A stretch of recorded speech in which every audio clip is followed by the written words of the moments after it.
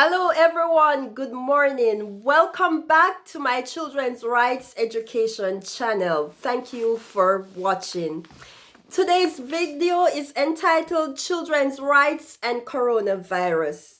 One might be thinking, what does children's rights have to do with coronavirus? However, it is very important that we remember the rights of children in this crisis, in this time of crisis.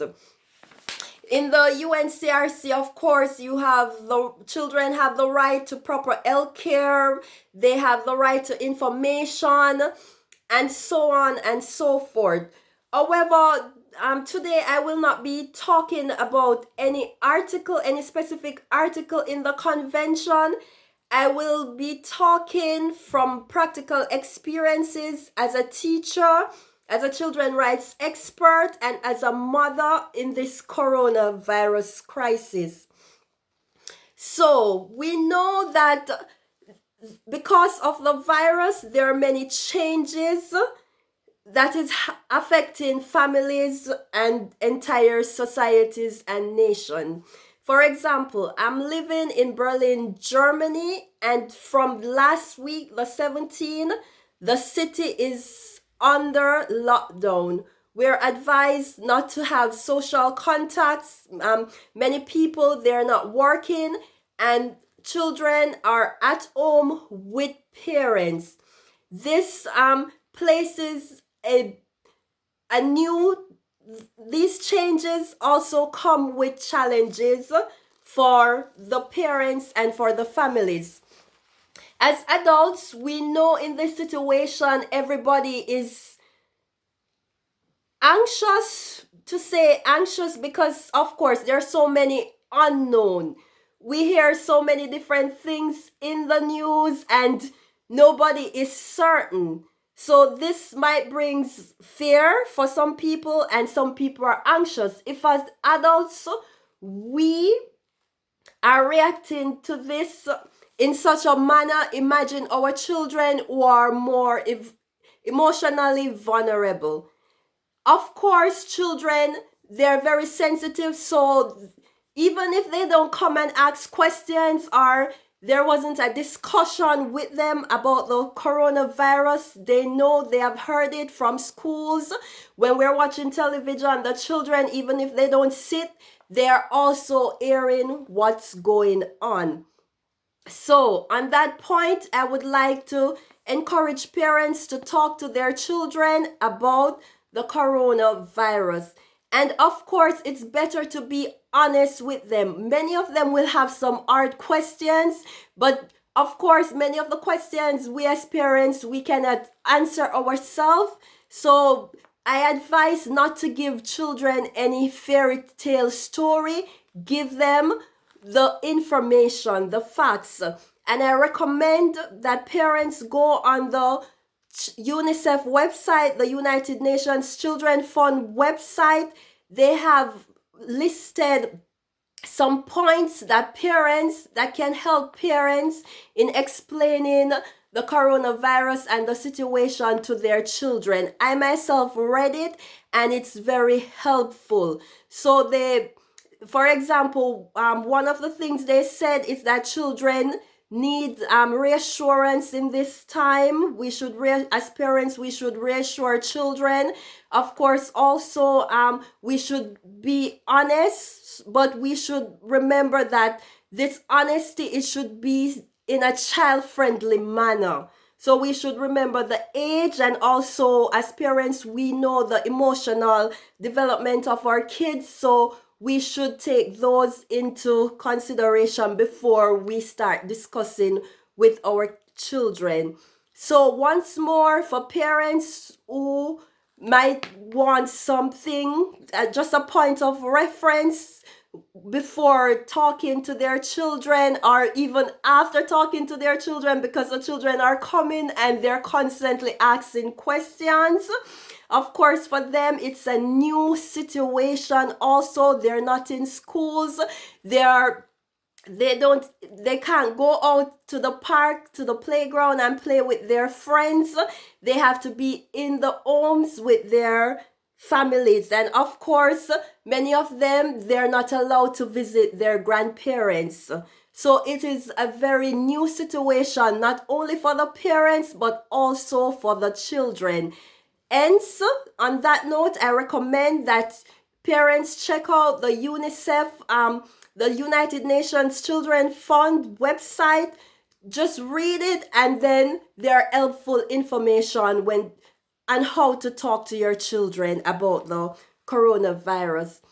Also, as parents, this is very trying times for us because we are used to going to work and leaving the children at school for at least 7-8 hours per day.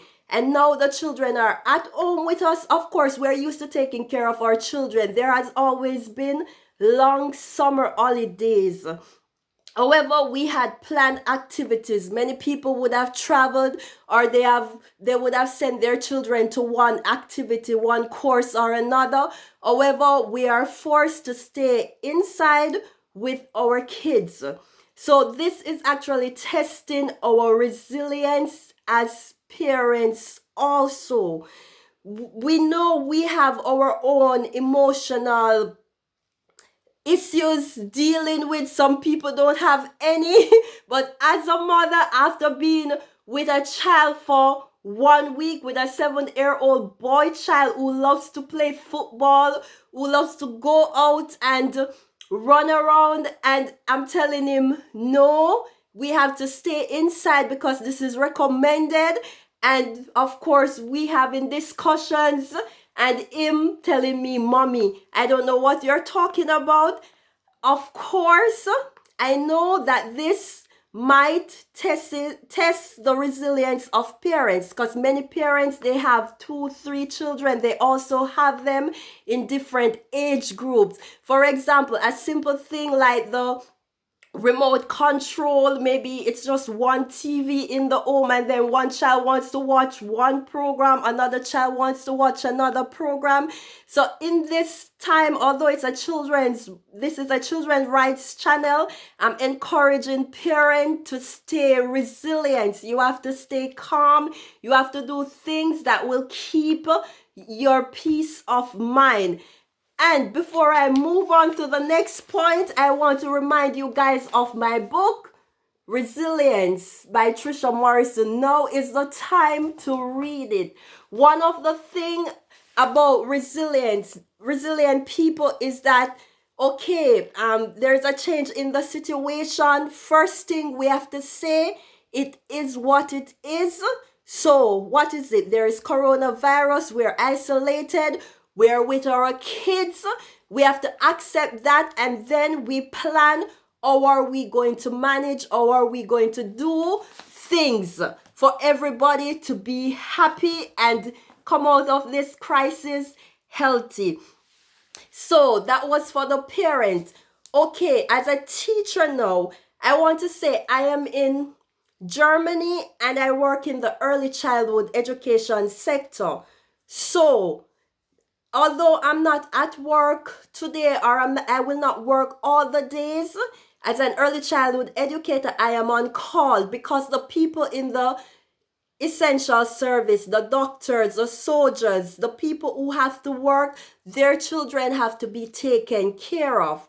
So I know the corona, it is a real issue.